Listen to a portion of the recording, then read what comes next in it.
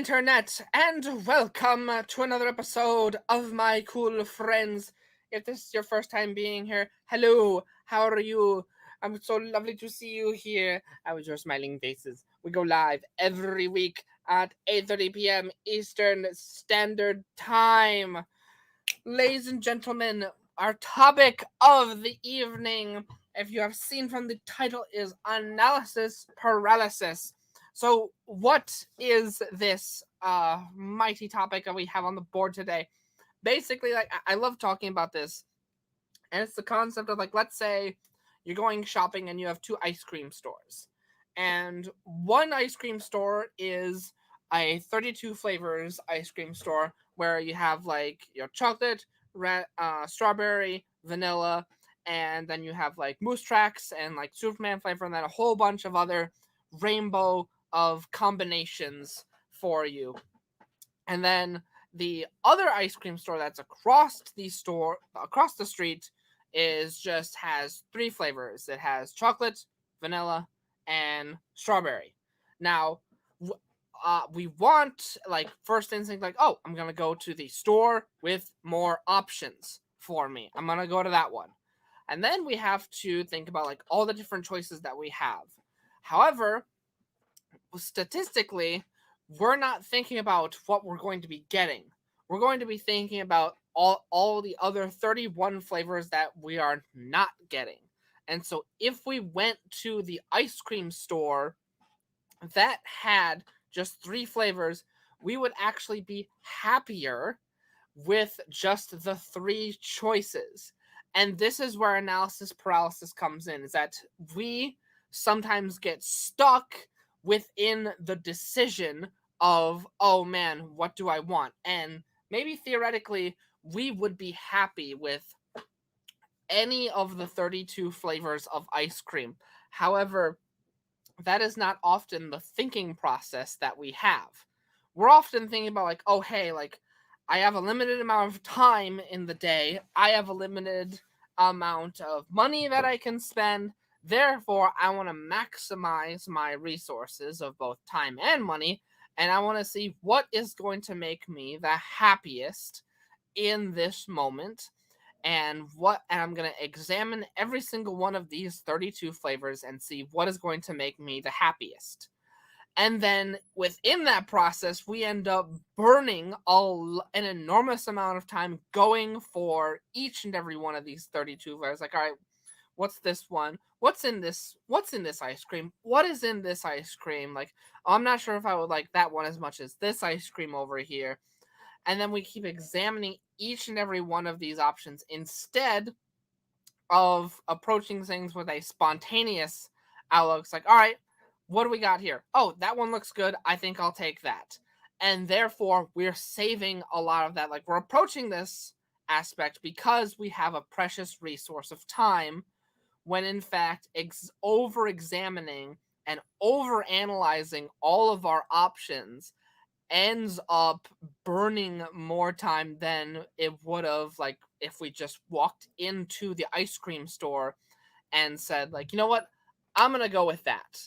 I'm gonna go with that, and I'm going to pick this option because that seems good, and that's why. And why do we do this? Well, the first choice is obviously because we want to maximize what we have.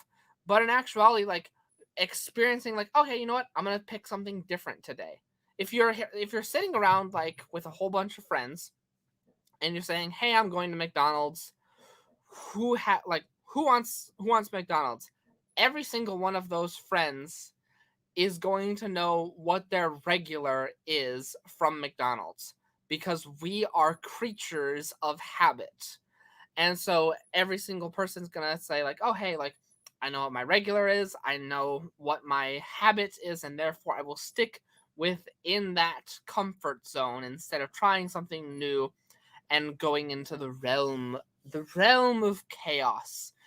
Yes, the realm of chaos.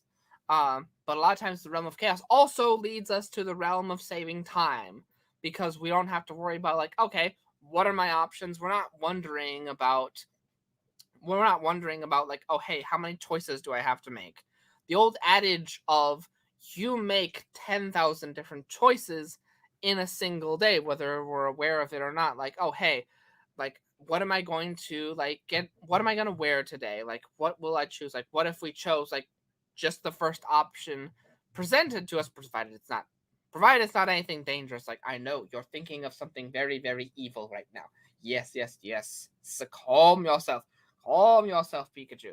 What if we just like spontaneously? There's a good movie, like one of my favorite movies. It's a movie called Yes Man, where a character says like, I'm just gonna say yes to every single opportunity that is presented to me. And like, the moral of this movie is that it is meant to get him out of a zone of comfort and take more risks and experience more things in life. But I'm approaching this from the lens of analysis paralysis, where instead of like not just experiencing new things in life, but also from an adage of getting almost unstuck, from a place of unsureness, where like we want to experience the most out of life, but in doing so we find ourselves like, okay, how can I maximize each moment? And within this thought of trying to maximize each moment, we end up losing moments of our, like, we end up actually losing moments. So instead, and I find myself like over analyzing way too much a lot of times. Like, okay, like, how do I, like, what's the best course of action? Like, and sometimes the best course of action is just simply action. It's okay, like, let me do some research on this on YouTube. Like, let me go and see what other people like. Let me go see counsel. Like, no, the best course of action is indeed action, because that saves us time, and that indeed in the long run is going to save us like over analyzing and money. But in truth, time is our most valuable asset. So I leave, like, that is the message that I want to impart onto you guys. And I want you to leave your thoughts on this in the comment section below, whether you be on Facebook or YouTube or of the like. I have been your host today. My name is Ben Ebig. Online leaders depend on me to guide and to bring their audiences together in a room through a system I have created known as the Ebig Matrix. And I look forward to hearing all of your guys' thoughts on analysis paralysis. We will be back next week with another special guest for my cool friends. Until then, ladies and gentlemen, it is always a blessing, and I know it's a pleasure to have you guys here. And remember, my friends, to stay safe and stay healthy. And Pikachu says bye-bye.